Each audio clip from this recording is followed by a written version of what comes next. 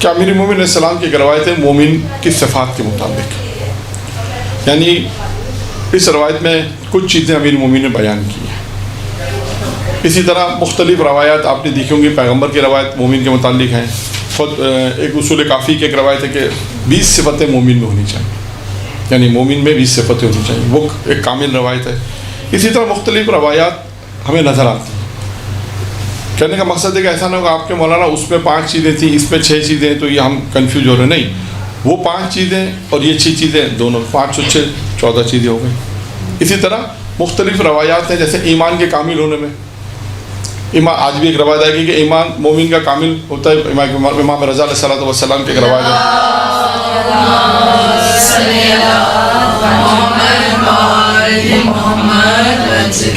کہ 3 صفتیں جب تک نہیں ہوتی مومن کا ایمان کامل نہیں ہوتا، وہ روایت بیان ہو گئی. اسی طرح اور بھی بہت سی ایسی روایتیں جس پہ یہی جملے ہیں کہ مومن کا ایمان کامل نہیں ہوتا، یہ 3 صفتیں ہوں. تو اس طرح کی روایات بیان ہوتی رہی. آج جو روایت ہے جس میں حضرت علیہ السلام نے فرمایا کہ مومن میں 7 صفتیں کم از کم ہوں. کم از کم کتنی صفتیں ہوں؟ 7. یعنی یہ روایت میں 7 صفتیں، یعنی یہ ہم بیان کر رہے ہیں کہ کم از کم یہ ہو، یعنی اتنا تو مومن میں ہونا چاہیے. 7 صفتیں، یعنی ہم نے موضوع یہ رکھے کہ امیر المومن کی نگاہ میں مومن کے اندر 7 صفت کا ہونا. اب دیکھیں کون سی صفت پہلی، حضرت علیہ السلام نے کون سی صفت کو پہلی بیان کی کہ یہ مومن میں ہونا چاہیے. پہلی صفت ہے روزی اس کی حلال ہے. اس کی روزی حلال، یعنی کیا مطلب ہے؟ کیا مطلب ہے اس کا؟ حرام. اچھا، اب ممکن ہے کہ آپ کہیں مولانا یہ تو مردوں کا کام ہے، ہمارا تو کام ہی نہیں ہے. یہ تو مردوں کا کام ہے، روزی کمانا ان کا کام ہے، ہمارا تو شعبہ ہی نہیں ہے یہ. لیکن اگر آپ دیکھیں حلال رزق میں، حلال روزی میں بیوی کا اہم کردار ہے یا نہیں ہے؟ ہاں، پہلے تو اس بات کو ماننا پڑے گا کہ ہے یا نہیں ہے. ٹھیک ہے، کیونکہ اگر یہ بھی بہت سے واقعات آپ نے دیکھے، روایت بھی ہے کہ واقعات میں البتہ ہے کہ بہت سے واقعات ملتے ہیں جس میں اگر کوئی شخص حرام روزی کماتا ہے وہ کس کو علم دیتا ہے زیادہ تر؟ تو ان کی خواہشات اتنی ہیں کہ میں پورا نہیں کر سکتا حلال طریقے سے، تو مجبوراً مجھے حرام کمانا پڑتا ہے. تو اس جہیز سے اگر ہم دیکھیں تو اس جہیز سے بہت، یہ آپ معاشرے میں آپ کو ایک نہیں ہزاروں واقعات مل جائیں گے، ایک نہیں ہزاروں، اور اپنے ملک میں نہیں ہر ملک میں، کہ یہ بات فیکٹ ہے کہ حلال روزی کے اندر بیوی کا اہم کردار ہے. کیونکہ اگر شوہر کی تنخواہ کم ہے، حلال طریقے سے کمانا بہت مشکل ہو رہا ہے، تو اس کے اخراجات پورے نہیں ہو رہے، تو وہ کیا کہتی ہے وہ پورا نہیں ہو رہا تو سب بھی کہتے ہیں ہاں یہ جملہ کہیں سے بھی لا. ہاں، کہیں سے بھی لا، یہ جملہ سننا میں چاہ رہا تھا، کوئی آپ کو معلوم ہے، لیکن ہاں کہیں سے بھی لاؤ. تو یہ کہیں سے بھی لاؤ کیا ہے؟ حلال ہو یا حرام. تو اس کا کیا مطلب ہوا کہ شوہر کو حرام سے بچانے کے لیے، یعنی حلال روزی میں اگر خدا نخواستہ شوہر اگر حرام روزی کما رہا ہے تو اس میں بیوی کا اہم کردار ہے. اگر وہ یہ کہے کہ ٹھیک ہے جتنی بھی حلال روزی ہے تمہاری تنخواہ 50,000 روپے مثلا ہے اور اخراجات بھی 50,000 کے کم و بیش ہیں، ہم مکمل کسی طرح کہیں گزارا کر لیں گے، ٹھیک ہے، باہر کھانا نہیں کھا سکیں گے، تھوڑی سی ہر سیٹرڈے سنڈے کو باہر نہیں جا سکیں گے، اور بھی بہت ساری جو خواہشات ہیں وہ نہیں کر سکیں گے، لیکن ٹھیک ہے اس میں گزارا ہے، حلال ہے. لیکن کیا نہیں، ہمیں تو مہینے میں ایک دفعہ باہر کھانا کھانا ہے، ہم سال میں ایک دفعہ زیارت پر بھی جانا ہے، فلاں بھی کام کریں، تم پیسے کہیں سے بھی لاؤ، ہمیں تو سارے کام کرنے. اب وہ مجبور ہو جاتا ہے، کچھ مجبور ہو جاتے ہیں، کچھ نہیں بھی کرتے.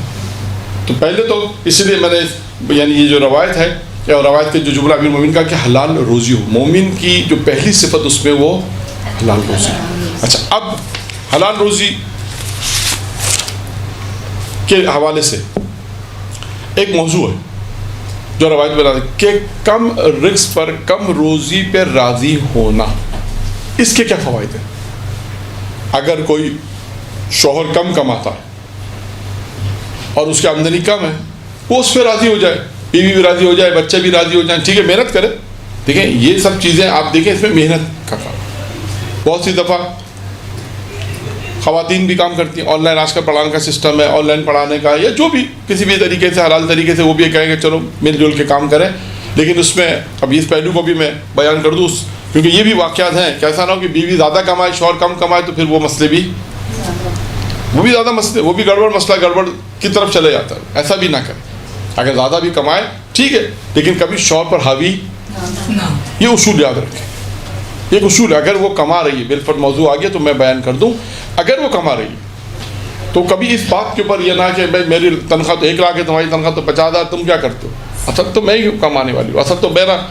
یہ سب چیزیں پھر مسائل آگے جا کر پیدا ہو جاتی ہیں, اور پھر خدا نخواستہ دیگر مسائل پیدا ہوتے ہیں. تو لہٰذا اگر کوئی کما رہی ہے تو کم از کم اس بات کے اوپر کہ وہ ٹھیک ہے اپنے شوہر کا ہاتھ بٹا رہی ہے, اللہ اسے اجر و ثواب دے گا, زندگی بہتر کرے گا. خیر ایک علیحدہ موضوع. ہمارا موضوع کیا ہے؟ کم روزی پر راضی ہونے کے فوائد. نمبر 1. اچھا, مختلف معصوم کی روایت ہے. امام جعفر صادق علیہ الصلوۃ والسلام ارشاد فرماتے ہیں,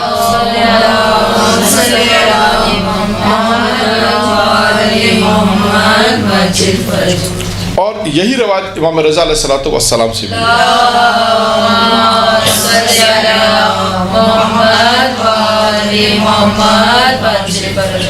جو شخص کم روزی پر راضی ہو جائے تو اللہ کیا کرے گا؟ روزی میں برکت ڈال دے. اور سوچنا پڑے گا, ٹائم نہیں سوچنے کا. اور اگر اللہ, امام فرماتے جو شخص کم روزی پر راضی ہو جائے تو اللہ کیا کرے گا؟ اللہ اس کے تھوڑے سے عمل کو قبول کر لے گا. یعنی ہم اپنی زندگی میں اس کا الٹ ہیں. ہم اپنی زندگی میں اس جملے کے الٹ ہیں. امام کہتے ہیں تھوڑی روزی پر اگر روزی پر راضی ہو گیا تو اللہ کیا کرے, اس کی دیکھیں اللہ بھی اس کو دے رہا ہے, اس سے کم نماز کم عبادت کر رہا ہے, یعنی اللہ فرماتے ہیں عمل کم ہے اس کا, لیکن اللہ کی روزی کم روزی پر راضی ہو گیا تو اللہ اس کے کم عمل کو بھی قبول کر لے گا. اور میں نے کیا کہا کہ ہم اپنی زندگی میں اس کا الٹ, یعنی ہم کیا چاہتے ہیں کہ روزی زیادہ اور عمل کم ہو. ہم اس کا الٹ ہے. ایک روایت. دوسری روایت میں بھی یہی جملے ہیں, لیکن اس کے بعد اچھا اب جو روایت آ رہی ہے اس میں 2-4 جملے اضافی ہیں. وہ کیا ہے؟ جملہ وہی ہے کہ جو شخص اللہ کی دی ہوئی کم روزی پر راضی ہو جائے تو اللہ تعالیٰ اس کے تھوڑے سے عمل کو قبول کر لیتا ہے. پھر ایک روایت کے جملے کہ اس کے اخراجات میں آسانی ہو جاتی ہے. دوسرا فائدہ کیا ہوا؟ اخراجات میں آسانی ہوتی ہے, کاروبار پاکیزہ رہتا ہے, اور گناہوں کی حدود سے وہ محر رہتا ہے. یہ 4 فائدے ہو گئے. امام فرماتے ہیں اگر کوئی شخص اللہ کی دی ہوئی کم روزی پہ راضی ہو جائے, جہاں پر ایک فائدہ کیا تھا کہ اس کا کم عمل قبول کر لیتا ہے, اس کے بعد اس کی اخراجات میں آسانی ہوتی ہے, اس کی کاروبار پاکیزہ رہتا ہے, اور گناہوں کی حدود سے محفوظ رہتا ہے. پھر ایک اور روایت میں پیغمبر کی روایت ہے کہ اس کی اگر جو اللہ کی دی ہوئی کم روزی پہ راضی ہو جائے تو پیغمبر فرماتے ہیں اس کی آنکھیں ٹھنڈی رہتی ہیں. پھر اس کے بعد ایک اور روایت ہے, خداوند متعال نے حضرت عزیز کی طرف وحی کی کہ جب تمہیں میری طرف سے روزی عطا ہو جائے تو پھر اس کی کمی کی طرف مت دیکھو. یہ اہم نقطہ ہے, بہت زبردست جملہ ہے. اب جو میں نے آدھا جملہ پڑھا, اپنے نبی کو کیا وحی کی کہ جب تمہیں میری طرف سے روزی عطا ہو جائے تو اس کی کمی کی طرف مت دیکھو, بلکہ یہ دیکھو کہ کس نے ہدیہ بھیجا ہے. یہ ہے کم روزی کے. انسان اگر کم روزی پہ راضی ہو جائے تو اس کے فوائد. اگر انسان کی طرف روزی آ رہی ہے, یہ روزی جو آ رہی ہے اگر کم ہے تو یہ مت دیکھے کہ کم ہے, بلکہ یہ دیکھے کس نے بھیجا. اس کے بعد آتے ہیں روزی کے کمی کے اسباب. ایک موضوع تو پڑھا جاتا ہے کہ روزی کے زیادہ ہونے کا اسباب, وہ موضوع نہیں رکھا میں نے. میرا خیال ہے پہلا موضوع شاید میں نے بھی پڑھا یا پہلے پڑھا جا چکا ہے. یہ 2 مختصر موضوع تھے. ایک موضوع تھا کہ کم روزی پہ اگر انسان مل جائے تو اس پر راضی رہنے کے کیا فوائد ہیں. یہ چند فوائد میں نے آپ کے سامنے 5-6 فوائد بیان کیے کہ اگر اللہ تعالیٰ انسان کو روزی دے رہا ہے, اگر وہ کم ہے تو اس پہ راضی ہونے کے کیا اسباب ہے. क्या फ़ायदे हैं. और एक मौजू है रोज़ी में कमी होने का असबाब क्या है. ये भी लोग सवाल पूछते हैं कि मौलाना रोज़ी में कमी हो रही है, उसकी क्या सबब है, क्या असबाब है. 3 असबाब मैं बयान करता हूँ जो रवायत में आए. वैसे तो और बहुत सारे भी होंगे, मैंने कहा मुख्तसर 3 असबाब कम अज़ कम बयान करता हूँ. बंदा जब कोई गुनाह करता है, ये रवायत है इमाम मोहम्मद बाकर अलैहिस्सलातु वस्सलाम, जब बंदा कोई गुनाह करता है तो इससे इसका रिज़्क़ और रोज़ी रोक ली जाती है. एक सबब सामने आ गया. अब इंसान अपने इर्द गिर्द देखें, लोग आलिम से आके सवाल ज़रूर पूछते हैं, रोज़ी में बरकत नहीं हो रही है, रोज़ी रोक. अक्सर लोग कहते हैं मौलाना ऐसा लगता है कि हमारी रोज़ी रोक दी किसी ने. लोग वहम का शिकार हो जाते हैं, अपनी ज़िंदगी को नहीं देखते. खुदा न खासा कोई गुनाह, ऐसा गुनाह कर रहे हैं कि जो उसको पता भी नहीं है. बहुत से गुनाह ऐसे होते हैं शायद इंसान गुनाह करता है लेकिन मुतवज्जे नहीं होता. ये भी ऐसा है, या पता नहीं होता कि ये गुनाह है, लेकिन उसका असर तो होगा.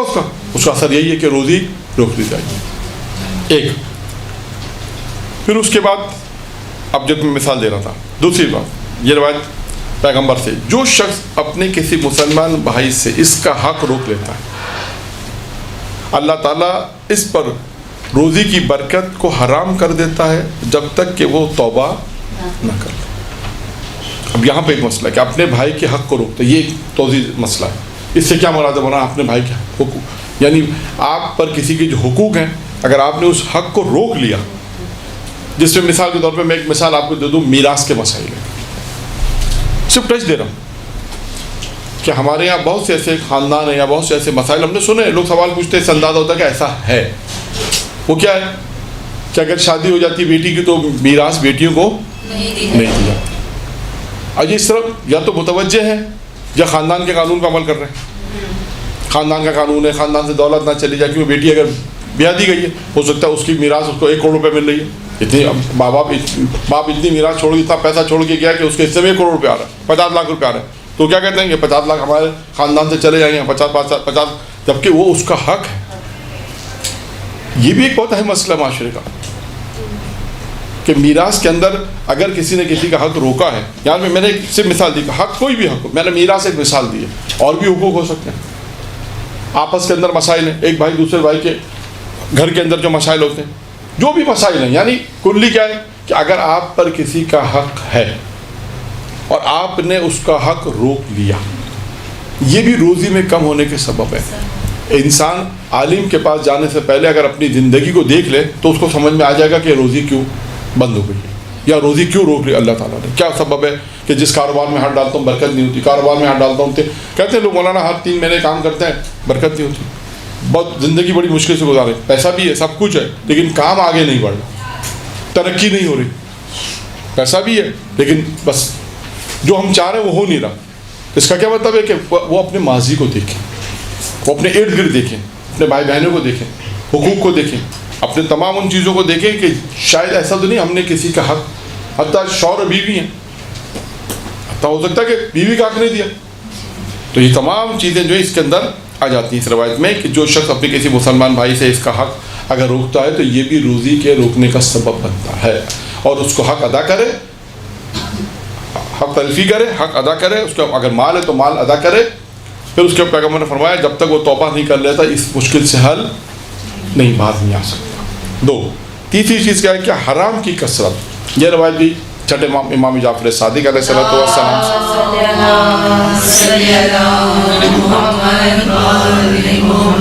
कि हराम की कसरत रोज़ी में कमी और बेबरकती का मूजब बनता है. अब हराम की कसरत तो वही गुनाह ही होगा. गुनाह भी और हराम कमाना भी, हराम तरीके से कमाना. हाँ, हराम की कसरत मुराद वही है. अब ये यहाँ पे सबसे अहम क्या है कि खुद लोगों को ये पता हो कि जो काम हम कर रहे हैं हलाल है हराम. अब मैं आपको मिसाल दूँ कि बहुत से ऐसे काम है, एक मिसाल देता हूँ, लोगों ने मालूम, बहुत लोग पूछते भी रहते हैं ऐसे मिसाल, शराब बेच रहे, बड़ी दुकान है शराब की, वरना मैं तो वक्त नहीं होना है, किस्सा भी सुनाता हूँ, मुख्तसर सुनाता हूँ कि बाहर इंग्लैंड में हुआ है कि मौलाना गए थे शराब पढ़ने, कहीं दुकान का इफ्तिताह कि बोला आपके हाथों से बाबरकत हाथों से हो जाए, तो क्या कहने मौलाना हजरात, मौलाना आए हुए हैं, इनके बाबरकत आप रिबन काट दें। उन्होंने कहा ठीक है भैया। मौलाना पहुंचे, जैसे रिबन काटा, शटर ऊपर किया, देखा शराब की बोतल।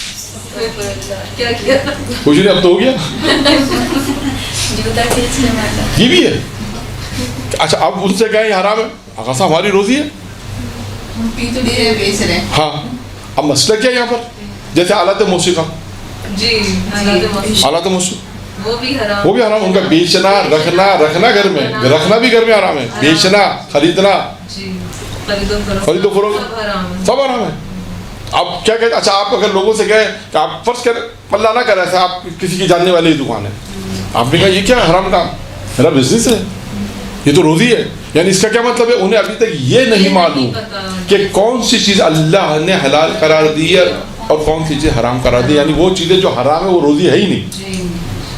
एक और मसला भी है, चले वो भी बयान कर देता हूँ। वो कौन सा, वो आपसे मरबूत नहीं है लेकिन है, आपसे मरबूत एक जैस से नहीं है, हो सकता है दूसरी जैस से हो जाए।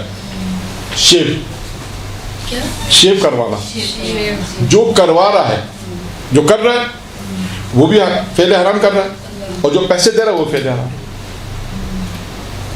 अब वो जो शेव कर रहा है यहाँ पे वो कहता है आगा साहब मेरी रोजी है, बात हमारी वहाँ पर है, कहता मेरी रोजी है, काम है, नहीं ये भी हराम है, हराम काम है।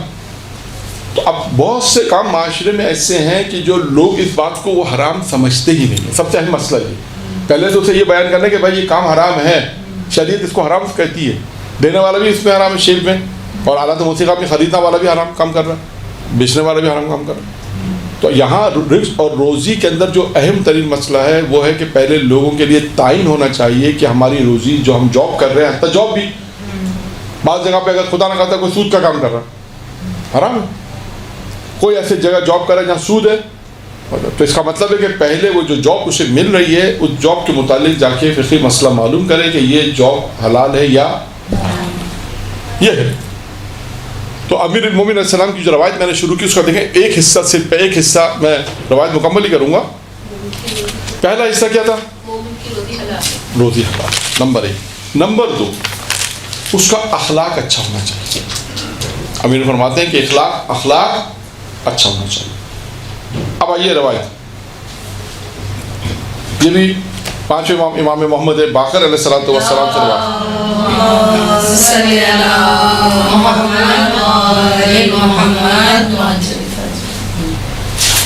कामिल तरीन अफराद ईमान के एतबार से वो है जिसका अखलाक अच्छा। ये पांचवें हो गए। छठे इमाम की रवायत है, 4 चीज़ें जिसमें हो, 4 सिफतें जिसमें हो उसका ईमान कामिल, अगरचे सर से पैर तक गुनाह क्यों ना किया, लेकिन उसका ईमान, क्योंकि वो जो चीज़ें ऐसी हैं वो जैसे इमाम ने बयान किया, कोई क्या मौलाना ये सिफत होगी तो गुनाह, पता चला वो जब सिफत होगी तो गुनाह खुद ब खुद नहीं होगा।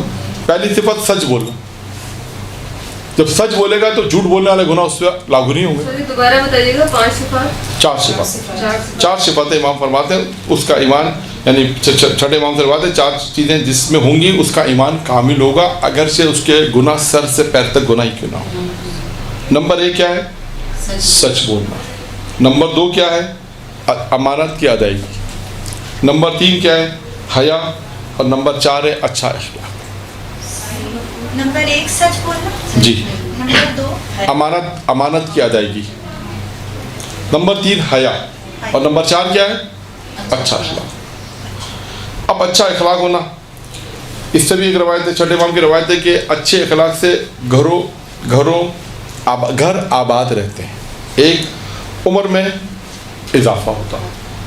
फिर एक रवायत है कि जिसका अखलाक अच्छा होता है उसे रोज़ेदार वाला दर्जा होता है। अब आप देखें कि एक आपने रोज़ा रखा है सारा दिन, अदान सुबह से लेकर अदान मगरिब तक आप रोज़े की हालत में, यानी जो सवाब आपको मिलेगा वो सवाब किसको मिलेगा, जिसका अखलाक अच्छा। अलबत्ता देखें ये कुल्ली बात है, मैं सिर्फ एक वाक़या आपको सुना देता हूँ ताकि बात वाज़ेह भी हो जाए कि एक बहुत बड़े मर्जी और मुज्तहिद हैं शेख जाफ़र काशिफुल ग़िता, बहुत बड़े अपने ज़माने के आलिम मर्जे थे अपने ज़माने के, आज से तकरीबन 300-400 साल पुराने हैं। उनकी ज़िंदगी का एक वाक़या लिखा है। کہ ایک اصفہان میں رہتے تھے, ایک شخص انہیں کسی نے انہیں پیسے دیے تقسیم کرنے کے لیے فقراء میں. وہ نماز مسجد میں آئے صبح کی نماز پڑھانے کے لیے, اور نماز سے پہلے انہوں نے فقراء میں تقسیم کر دیا. اس کے بعد نماز, کسی کو اطلاع ملی بعد میں, وہ بھی شیخ کے پاس پہنچ گئے اور شیخ سے کہا کہ بھئی ایک سید آیا, لکھا ہے کہ ایک سید آیا شیخ کے پاس اور کہا کہ میری مدد کریں. شیخ نے کہا تم نے آنے میں دیر کر دی, آنے میں دیر کر دی, جو پیسے تھے وہ میں نے تقسیم کر دی. تو اس شخص نے کیا کیا, کہتے ہیں لکھا ہے اس شخص نے اپنے لوہا پہ دان شیخ کے منہ پہ پھینکا. اب یہاں پہ دو چیزیں, اخلاق اور تحمل. حلم کے لیے بھی واقعہ ہے. اچھا, اب یہاں پہ آدمی کو کیا کرنا چاہیے؟ مشکل کام ہے, تحمل آسان نہیں ہے ادھر. اخلاق اچھا دکھانا چاہیے. شیخ نے کیا کیا؟ تحمل کیا, اچھا اخلاق برتا. اور کہتے ہیں کہ اپنا امامہ اتار اور نمازی سے کہا کہ شیخ کی داڑھی کے صدقے میں یا شیخ سے تم محبت کرتے ہو تو اس پہ کچھ ڈال دو. کہتے ہیں نمازیوں نے جو دیا شیخ نے اس کی مدد کر دی. یہ اچھا اخلاق, تحمل ہے اور اچھا اخلاق. مشکل ہے, آپ کہیں گے مولانا کوئی اگر خدا نہ خاصا آپ سے کوئی دو بات کہہ دیتا ہم فوراً جواب میں کہتے ہیں. تھوڑا اس کو تحمل کرنا چاہیے. کوشش اللہ سے دعا ہی کریں کہ ہم اپنے اچھے اخلاق کو رکھیں تاکہ اچھا اخلاق ہی دیکھیے کہ زندگیاں تبدیل کر دیتا ہے. اب دیکھیں کتنے واقعات تاریخ و سلمان فارسی کے واقعات پڑھے جاتے ہیں, مالک اشتر کے واقعات پڑھے جاتے ہیں, ائمہ معصومین کے واقعات پڑھے جاتے ہیں. وہ یہی ہے کہ اچھا اخلاق آپ کی پریکٹیکلی زندگی میں اس کو تجربات کر کے دیکھیے گا. بچوں کے ساتھ, بچے بڑوں کے ساتھ, بچے اساتذہ کے ساتھ, اساتذہ بچوں کے ساتھ, بھائی بہن کے ساتھ, دوست کے ساتھ, گھروں میں. یعنی انسان جتنا اچھا برتاؤ کرے گا, جتنا اچھا اخلاق رکھے گا, اتنا ایمان کامل ہوگا. اور یہ سارے فوائد مختصر جو میں نے 5-6 فوائد بیان کیے, یہ فوائد ملیں گے اور زندگی بہتر ہوگی. آپ دیکھیے گا بچوں کو جو ہم اچھا اخلاق سکھائیں گے, بڑوں سے کیسے بات کرنی ہے, دوستوں سے کیسے بات کرنی ہے, ہمسائے سے کیسے بات کرنی ہے, مہمانوں سے کیسے بات کرنی ہے, یہ تمام چیزیں جب تک آپ بچوں کو نہیں بتائیں گے, جب تک اس کی تربیت نہیں ہوگی, جب تک وہ آگے نہیں بڑھے گا. اور خدا نہ خاصہ اگر تربیت اچھی نہیں ہوئی تو آگے جا کے نقصان ہوگا. جب نقصان ہوگا تو یہ ساری چیزیں پھر آئیں گی کہ مولانا بچے کا اخلاق اچھا نہیں ہے. وجہ کیا تھی؟ تربیت. تو امیر مومنین علیہ السلام کی روایت کیا ہے کہ دوسری صفت جو مومن میں ہو اس کا اخلاق اچھا. دوسری صفت. تیسری صفت کیا ہے؟ باطن اس کا درست ہو. باطن کیسے کہتے ہیں؟ باطن درست سے کیا مراد ہے؟ نیک ہو اندر سے, نیک بھی ہو. اور ایک اور باطن درست کو جو اگر عموماً لوگ بیان کرتے ہیں, کہتے ہیں جو دل میں ہو وہ زبان پر. یہ معمولاً ہے, انسان منافقت نہیں کرے. جو دل میں ہے وہ زبان پہ نہیں, جو زبان پر ہے وہ دل میں. یہ نہ کرے, انسان اپنے باطن کو درست کرے, اس کو پاک رکھے. یہ بہت روایتوں میں آیا. انسان اپنے درون, بعض نواز میں راض ہے درون یعنی باطن, پاک رکھے, اس کو پاک کرے. کون سے وہ اعمال ہیں جو انسان کے باطن کو پاک کرتے ہیں؟ اس کو پاک. محاسبہ نفس ہے. بہت سی اور بھی چیزیں ہیں. گناہ سے بچنا, کہ انسان اپنے باطن کو پاک کرے. منافقت سے بچے. جو اچھا ایسا بھی منہ پٹ نہ ہو کہ ہر چیز منہ پہ بول دے, ایسا بھی نہیں ہے. جو ٹھیک ہے بعض باتیں ایسی ہوتی ہیں جو انسان کہہ سکتا ہے تو احترام سے کہے. وہ کیا ہم تو منافق نہیں, ہم تو جو ہوتا ہے منہ پہ بول دیتے ہیں. ایسا بھی انسان کھلنا نہ ہو کہ سب کے سامنے خدا کسی کی بے عزتی کر دے. یہ بھی نہیں ہو. جو بات کسی کو کرنی ہے اگر دل میں ہے تو انسان اس کو بیان کر دے کہ بھائی یہ بات میری آپ کو میری بات آپ کو بری لگی, مجھے آپ کی بات بری لگی, لہٰذا میں آپ کو ہی بیان کرنا چاہتا ہوں. یہ بھی ایک طریقے کا, یعنی انسان کا اپنا باطن درست ہونا چاہیے, پاک ہو, درست ہو. اور یہ ہوگا کس طرح؟ ممکن ہے کوئی سوال کرے تو اس کا جواب یہی ہے کہ اس کو انسان گناہوں سے بچے. جو ائمہ معصوم کی روایت ہے اس کو دیکھے کہ اس کے متعلق انسان اپنے باطن کو کیسے درست کرے, انسان جو ہے وہ اپنے باطن کو پاک کیسے کرے. اللہ کی عبادت, کلمات معصومین علیہ السلام کی جو روایت ہے اس پہ عمل کرے گا. جس طرح اپنی زندگی کو بہتر کرے گا تو انسان اپنے باطن کو پاک کرے گا. ہم سمجھ رہے ہیں کہ باطن درست ہونا چاہیے, باطن پاک ہو. نمبر 4 کیا ہے؟ انفاق. مومن میں ایک صفت ہو انفاق کی. انفاق یعنی, انفاق کا کیا مطلب ہے؟ ہاں, اس کو کیا کہتے ہیں؟ انفاق یعنی اللہ کی راہ میں خرچ کرنا. انفاق یعنی آپ دیکھیں جہاں پر آپ کو قرآن میں نماز کا ذکر آئے گا کم و بیش انفاق کا ذکر آئے گا. کم و بیش آپ دیکھیے گا کہ تقریباً اگر 150 آیتیں ہیں تو 125 130 یا 140 آیتیں ہیں نماز اور صلاۃ, انفاق اور صلاۃ. ساتھ ساتھ زکوٰۃ اور سلاد، یہ زکوٰۃ وہی ہے، زکوٰۃ یعنی سلاد، یہ ساتھ ساتھ ہے. تو آپ دیکھیے کہ نماز کے ساتھ کیا ہے؟ انفاق. اللہ کی راہ میں انسان خرچ کرے، اللہ اس سے خوش ہوتا ہے. کیا اب یہ خود ماہ رمضان جو مبارک مہینہ رمضان کا مہینہ، اس میں کتنا ہے کہ تاکید آئی ہے کہ لوگوں کو افطار کراؤ، افطار دو، افطار کراؤ اور لوگوں کی مدد کرو اگر انسان کے اختیار میں. دیکھیں بعض اوقات کوئی کہ مولانا ہمارے اختیار میں نہیں، وہ الگ بحث ہے. بحث ہماری یہاں پر ہے کہ انسان کے اختیار میں ہے، اگر وہ چند لوگوں کا مدد کر سکتا ہے. مطلب ایک فیملی، وہ کہتے ہیں میں ایک فیملی کو راشن دے سکتی ہوں، فرض کریں تو ایک فیملی کو راشن دے. ضروری نہیں ہو کہ میں 10 کو نہیں دے سکتی، میرے امکانات نہیں، میرے شوہر کے حالات ایسے نہیں ہیں. اگر وہ کہ میں ٹھیک ہے انفاق کر سکتی ہوں، ایک فیملی ہے. کیونکہ دیکھیں بہت سے ایسے افراد ہیں جو کہہ نہیں سکتے، تو یہ ہمیں دیکھنا پڑے گا. جو کہہ نہیں سکتے، آپ کو معلوم اگر ہو جائے کہ یہ کہہ نہیں سکتا، یہ کہہ نہیں سکتی، تو کسی طرح اس تک اس کی مدد کو پہنچانا چاہیے. اللہ کو یہ پسند ہے بہت چیزیں یہ. اور امیر علیہ السلام کی زندگی میں بھی آپ دیکھیں، امیر معصوم علیہ السلام کی زندگی میں کہ کس طرح دوسروں کی مدد کرتے تھے. تو یہ انفاق خود ایک موضوع ہے. اور انفاق کی جو شرائط ہیں، شاید ایام فاطمیہ میں نے پڑھی تھی، یاد نہیں ہے، لیکن میں آپ کو حوالہ دے دیتا ہوں. میں پڑھ نہیں رہا، حوالہ دیتا ہوں کہ تفسیر نمونہ سورہ حدید، کہ جب آپ تفسیر میں جائیں گی وہاں پر تو وہ انفاق کی شرائط لکھی ہوئی ہے. سورہ حدید تفسیر نمونہ سورہ حدید تقریباً 13ویں 12ویں جلد ہوگی غالباً، نہیں معلوم، 97واں سورہ غالباً ہے، 97واں سورہ حدید غالباً. تو وہ اس کی تفسیر میں جب آپ جائیں تفسیر نمونہ میں، تو وہاں پر انہوں نے آیت اللہ ناصر مقام شرازی نے شرائط لکھی، انفاق کی شرائط لکھی کہ آپ کو جو یہ انفاق جو آپ اللہ کے راہ میں انفاق کریں، اس کی کیا شرائط ہیں. ایک شرط اس میں کہ حلال ہو. پتہ چلا خدا نے کہا تھا کوئی حرام سے کما رہا ہے، حرام سے انفاق کر رہا ہے، ایسا نہیں ہوگا. یعنی حلال کمائے، یعنی جو انفاق کر رہا ہے وہ کیا ہو؟ حلال ہونا چاہیے، پاک ہو. تو اللہ کے قابل قبول ہے. انسان جو محنت کر رہا ہے، اپنے بچوں کے لیے کما رہا ہے، لیکن اس میں دوسروں کا حق بھی ہے. وہ دوسروں کا حق یہی انفاق ہے. انفاق کے حوالے سے، صلہ رحمی کے، وہ دوسری مدد کے حوالے سے. تو انسان اگر جو کر سکتا ہے کرے، جتنا کر سکتا ہے. تو ان تمام شرائط کو آپ جا کے پڑھیں، دیکھیں اس میں کیا کیا شرائطیں لکھی ہیں کہ حلال کے لیے یعنی انفاق کے لیے جو شرائط ہے، اس میں ایک شرط ہے اخلاص، خلوص بھی ہونا چاہیے. خلوص کے ساتھ ہو، ریاکاری نہیں ہو، دکھاوا نہیں ہو. آپ دے ایک چیز نہیں ہے، دکھا سب کو، ایسا نہیں ہو.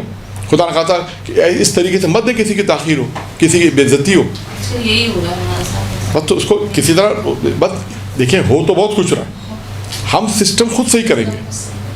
میں نے ہمیشہ کہا ہے، اور اس میں جب بھی گفتگو آتی ہے سسٹم کے بارے میں، آپ کو معلوم ہے کہ میں ہمیشہ بہت سی جگہوں پہ ایسا ہوتا ہے کہ جہاں پر سسٹم ڈپینڈ کرتا ہے، کچھ ہو سکتا ہے مردوں کے ہاتھ میں، کچھ سسٹم عورتوں کے ہاتھ میں بھی ہوتا ہے. جو سسٹم آپ کے ہاتھ میں اس کو تو صحیح ہو سکتے ہیں، بس ٹھیک ہے. یعنی اللہ آپ سے آپ کا اپنا پوچھے گا، آپ سے مردوں کا نہیں پوچھے گا، شوہروں کا بھی نہیں پوچھے گا. شوہر تو شوہروں کا پوچھے گا، بیویوں سے. تو آپ کے پاس جو اختیارات ہیں، آپ کے پاس جو اختیارات ہیں، یا جہاں آپ کی چلتی ہے، اور آسان الفاظ میں ہم کہہ رہے ہیں، وہاں آپ نے اگر اپنے اختیارات کو استعمال نہیں کیا، آپ نے کہا ٹھیک ہے جانے دو، حرام ہو رہا، حرام تو ہم سے کیا مطلب ہے. نہیں، اللہ آپ سے پوچھے گا آپ کے اختیارات تھے، اللہ نے آپ کو اختیار دیے، تو آپ نے کیوں اس کو اختیارات کو صحیح استعمال نہیں کیا. اور اس کے بعد پھر سسٹم صحیح ہوگا. سسٹم دیکھیں بنانے سے ہوتا ہے، یہ یاد رکھیے گا. ایک گھر میں سسٹم اچھا ہوا، جب دوسرے دیکھیں گے کہ یار انہوں نے تو اپنا اچھا سسٹم بنا کے رکھا ہوا، دوسرا گھر سسٹم صحیح ہوگا. بالآخر کسی نہ کسی کو صحیح کرنا، اسٹیپ اٹھانا پڑے گا. ایک فیملی، دو بھائی مل کے، دو فیملی مل کے کہ ہم یہ کام کرنا چاہتے ہیں، اس طرح کام کریں تو اچھا ہے. کسی کی مدد کریں، ضروری ہے کہ اس طرح مدد کریں کہ سب کو دکھائیں. مجھے باتوں کا جب پتہ چلتا ہے، بہت سے واقعات سننے میں آتے ہیں کہ کوئی کسی کی مدد کر رہا ہے، یہ بھی پتہ چلتا ہے کہ بھائی فلاں سب کو پتہ چل گیا. کیسے پتہ چل گیا؟ بات کیسے لیک ہو گئی؟ نہیں ہونی چاہیے کہ فلاں مطلب چلا کہ شادی کے اخراجات تھے کسی نے اٹھا لیے، کھانے کا خرچہ تھا کسی نے دے دیا، رمضان کا راشن تھا کسی نے دے دیا. کیسے پتہ چلتا ہے؟ نہیں پتہ چلنا چاہیے، کیونکہ وہ شخص جس کو آپ نے دیا وہ بھی معاشرے کا ایک فرد ہے.